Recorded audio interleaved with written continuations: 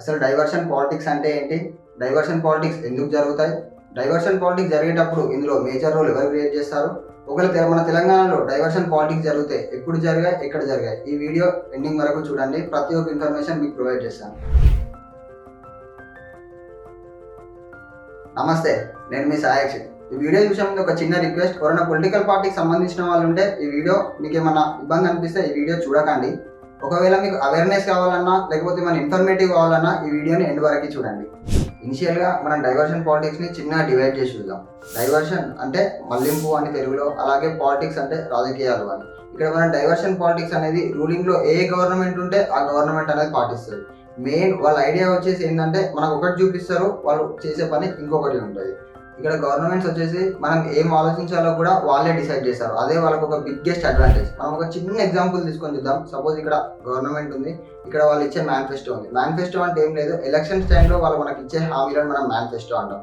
ఇక్కడ గవర్నమెంట్ మేనిఫెస్టోలు ఉన్నాయి. అలాగే కింద ఏంటంటే ఇక్కడ డైవర్షన్ అనేది ఉంది. ఏదైతే మనం టాపిక్ మాట్లాడుకుంటున్నామో డైవర్షన్ అనే పార్ట్ ఉంది.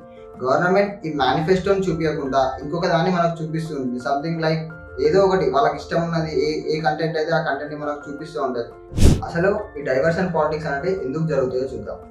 ఒకవేళ గవర్నమెంట్ ఫెయిల్ అయినప్పుడు కానీ, లేకపోతే ఇన్ సమ్ కేస్ ఏదో ఒక ఎలక్షన్ వచ్చినప్పుడు కానీ, గవర్నమెంట్ మనకి ఇచ్చిన ఫ్రీబీస్ అంటే సంక్షేమాలు, వాళ్ళు ఇచ్చిన మేనిఫెస్టోలో ఉన్న హామీలు అమలు చేయలేనప్పుడు వేరే దాని సైడ్ మనం డైవర్ట్ చేసి ఈ ఎలక్షన్స్ గెలవడానికి వాళ్ళు ఒక సరికొత్త ఏదో ఒక అంశాన్ని ఎత్తుకుంటారు అనమాట.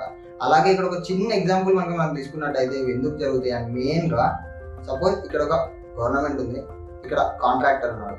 గవర్నమెంట్ కాంట్రాక్టర్కి ఏదో ఒక ప్రాజెక్ట్స్ ఇస్తుంది. అంటే మీన్వైల్ ఒక పొలిటికల్ పార్టీ రూల్ చేస్తూ ఉంటుంది. ఆ పొలిటికల్ పార్టీకి ఏదైతే కాంట్రాక్టర్ దగ్గర నుంచి మనీ వస్తాయో బిడ్డింగ్ రూపంలో, వాటిని రేపు పొద్దున న్యూస్ పేపర్లో కానీ ఎక్కడ కానీ ప్రింట్ చేయరు. జస్ట్ వాళ్ళు ఏం ప్రింట్ చేస్తారంటే వేరే ఒక అంశాన్ని మాత్రమే న్యూస్ పేపర్లో ప్రింట్ చేస్తారు. అందుకోసమనే మెయిన్గా మన డైవర్షన్ పాలిటిక్స్ అనేది జరుగుతూ ఉంటాయి. అసలు ఇక్కడ మేజర్ రోల్ ప్లే చేసేది ఎవరికైతే పాలిటిక్స్ మీద ఇంట్రెస్ట్ ఉంటుందో వాళ్ళు మెయిన్గా మనం చూసేది ఏంటిది, న్యూస్ పేపర్స్ కానీ న్యూస్ కానీ చూస్తూ ఉంటారు. కానీ ఇక్కడ ఏంటంటే న్యూస్ పేపర్స్కి గవర్నమెంట్ నుంచి యాడ్స్ వస్తుంది, రెవెన్యూ వస్తుంది. న్యూస్ ఛానల్స్కి యాడ్స్ వస్తున్నాయి, రెవెన్యూ వస్తున్నాయి. కాబట్టి వాళ్ళు ఆపోజిట్ న్యూస్ అస్సలకే రాయరు. అయితే ఇక్కడ గవర్నమెంట్ ఏదైతే మనల్ని డైవర్ట్ చేద్దామని ఏదో ఒక పాటను అనుకున్నప్పుడు దాన్నే తెల్లారి మనకు న్యూస్ పేపర్లలో హెడ్లైన్స్ కానీ న్యూస్ ఛానల్స్లలో బ్రేకింగ్ న్యూస్ కానీ వస్తూ ఉంటుంది. మెయిన్గా మనకి ఇక్కడ ఏంటంటే ఏ గవర్నమెంట్ కానీ లేకపోతే ఏ పొలిటికల్ పార్టీకి కానీ సోషల్ మీడియా టీం అనేది ఉంటుంది. ఆ సోషల్ మీడియా టీం మనల్ని చాలా ఇన్ఫ్లుయెన్స్ చేస్తుంది. ఇప్పుడు సోషల్ మీడియా గురించి వచ్చింది కాబట్టి ఒక చిన్న ఎగ్జాంపుల్ చెప్తా. ఈ ఎగ్జాంపుల్ విన్న తర్వాత సోషల్ మీడియా మీద మీకు మొత్తం పర్స్పెక్టివ్ చేంజ్ అయిపోతుంది.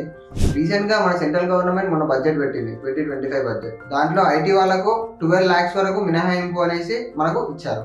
I am now happy to announce that there will be no income tax payable up to income of 12 lakh rupees. తెల్లారి పేపర్లలో అదే వార్త అయిపోయింది. మెయిన్గా మన సోషల్ మీడియాలో మాత్రం ప్రతి ఒక్కటి ఇదే ఒక మీమ్ని మనకు ఒక పేజ్ లాగా ఇచ్చేసి దాంట్లోనే మనందరికీ ఫార్వర్డ్ చేయడం కానీ పోస్టులు పెట్టడం కానీ జరిగింది. కానీ మన తెలంగాణకు బడ్జెట్ ఎంత వచ్చింది, యాజ్ ఏ పర్సన్గా నీకు బడ్జెట్ ఎంత వచ్చింది, యాజ్ ఏ పర్సన్గా నాకు బడ్జెట్ ఎంత వచ్చింది, యాజ్ ఏ స్టేట్గా మన తెలంగాణకి ఎంత బడ్జెట్ వచ్చిందని మాత్రం ఎక్కడ ఎవరు మనకు చెప్పలేదు. చలో మనం ఇప్పుడు మన తెలంగాణలో డైవర్షన్ పాలిటిక్స్ ఎట్లా జరిగాయో ఇప్పుడు చూద్దాం. మనకు తెలంగాణ వచ్చేసి June 2nd, 2014 రోజు వచ్చింది. ఫస్ట్ మన గవర్నమెంట్ వచ్చేసి BRS, formally called as TRS. స్టార్టింగ్లో టీఆర్ఎస్ గవర్నమెంట్ రాగానే వాళ్ళకి అటెన్షన్ డైవర్ట్ చేశారంటే ఓటుకునేటి కేసులో రేవంత్ రెడ్డి అని చెప్పేసి, అది నిజమా అబద్ధమా పక్కకు పెడితే అది కొన్ని రోజులు అయితే మనకి హెడ్లైన్ అయిపోయింది. దాని తర్వాత మనం చూసుకున్నట్టయితే ఈ ఫామ్ హౌస్ కేసు, 4 ఎమ్మెల్యేల ఫామ్ హౌస్ కేసు అనేది కొన్ని రోజులు నడిచింది.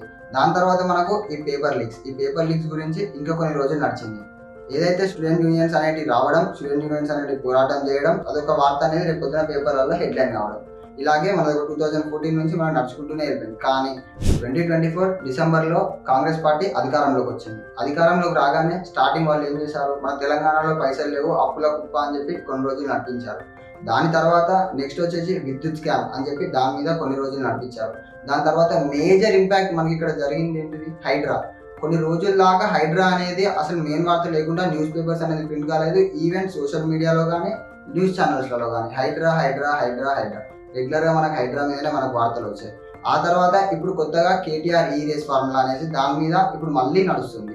2014 నుంచి 2025 అంటే స్టార్టింగ్లో బీఆర్ఎస్, ఫార్మల్లీ కాల్డ్ టీఆర్ఎస్, ఇప్పుడు మన దగ్గర ఉన్నది కాంగ్రెస్ గవర్నమెంట్. ఇది రెండు పక్కకు పెడితే బీజేపీ సెంట్రల్లో ఉంది. బీజేపీ కూడా ఏం తక్కువ తీసుకోపోలేదు. బీజేపీ కూడా లిక్కర్ స్కామ్ అని చెప్పి ప్రజల అటెన్షన్ మొత్తం డైవర్ట్ చేస్తూ కేజ్రీవాల్ అరెస్ట్ చేయడం, ఢిల్లీలో వాళ్ళు గెలవడం, చాలా వరకు వాళ్ళు చేయడం జరిగింది.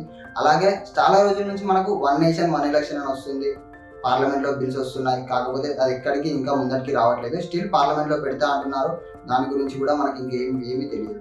ఇక్కడ మనం ఏం కన్క్లూడ్ చేయొచ్చు అంటే, పొలిటికల్ పార్టీస్ మనకి ఏమైతే చూపిస్తున్నాయో అవిటిని మనం చూడకుండా అసలు ఏదైతే నిజం ఉందో దాన్ని తెలుసుకోవడం చాలా ఇంపార్టెంట్. ఏం జరిగినా ఒకటైతే గుర్తుపెట్టుకోండి, political leaders are public servants. According to constitution 19(1)(a) అనేది ఫ్రీడమ్ ఆఫ్ స్పీచ్ అనే దాని కిందికి వస్తుంది. అది మన కాన్స్టిట్యూషనల్ రైట్. మనకి ఏం కావాలో అది మనం అడిగి తెలుసుకోవచ్చు. మనకి ఏదైతే టాపిక్ చూపించి మనం డైవర్ట్ అవుతున్నామో, డైవర్ట్ కాకుండా డైరెక్ట్గా మనం పొలిటీషియన్స్కి నీకు ఏం కావాలో నువ్వు వాళ్ళని అడగవచ్చు, వాళ్ళు నీకు ఏమి ఇస్తానో అడిగి మరీ తీసుకొచ్చుకునే హక్కు మనకుంది. Thank you. ఇక్కడ దాకా నా వీడియో చూసినందుకు మ్యాక్సిమం మీకు ఎంతో కొంత నేను అవేర్నెస్ కానీ ఏదో ఒక ఇన్ఫర్మేషన్ ఇచ్చానని కోరుకుంటున్నాను. నా దగ్గర నుంచి మ్యాక్సిమం 5 minutes లోపే మీకు ఒక అవేర్నెస్ వీడియో కానీ ఒక ఇన్ఫర్మేటివ్ వీడియో కానీ మీకు ప్రొవైడ్ చేస్తూ ఉంటాను. ఒకవేళ మీరు వీడియో ఇక్కడ దాకా చూసారైతే కింద ఉన్న సబ్స్క్రైబ్ బటన్ ఒక్కసారి క్లిక్ చేయండి, అలాగే లైక్ చేయండి. నాకు చాలా పుషప్ ఇచ్చినట్టు అవుతుంది. Thank you.